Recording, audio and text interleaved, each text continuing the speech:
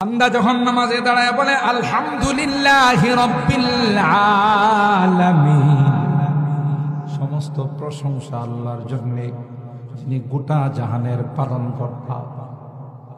সাথে সাথে ওই প্রান্তে থেকে আল্লাহ জবাব দেয়, হামিদানি আবদি, আমার বান্দা, আমার গোলাম আমার প্রশংসা করছে।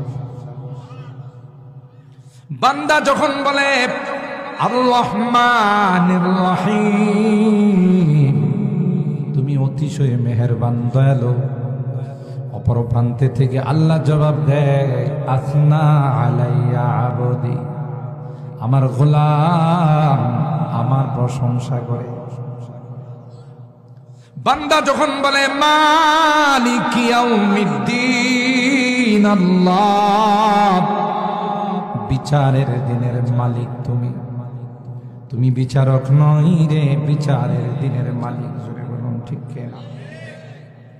আমি আমার অনেক বয়ানে বলি মালিক ইয়াউমিদ্দিন, আল্লাহ বলেন নাই আমি বিচারের দিনের বিচারক।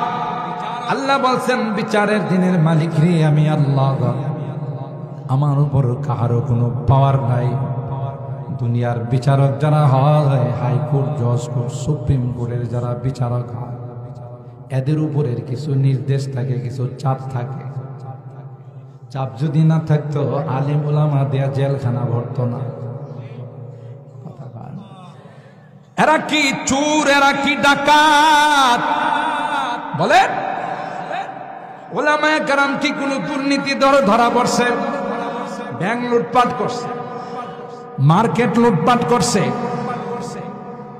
কি অপরাধ? যে অপরাধের কারণে তাদেরকে দিয়ে জেলখানা ভরে রাখা হয়েছে।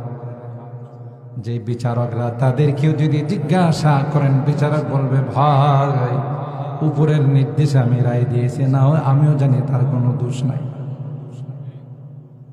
কেন? সে বিচারক, তাকেও কিছু রুলস ফলো করতে হয়, কিছু সিস্টেম মেনটেন করতে হয়। কেন? বিচারক নিয়োগ হতে গেলে, যাওয়ার হতেও তার কিছু লবিং করা লাগবে, ঠিক কিনা বলে? ইচ্ছা করলে কিছু রায় দিতে পারে না। আল্লাহ ডাক দিয়ে বলেন মালিক ইয়াউমিদ্দিন, না না, আমি বিচারক নই রে, আমি হলাম বিচারের দিনের মালিক। ন্যায় বিচার করব।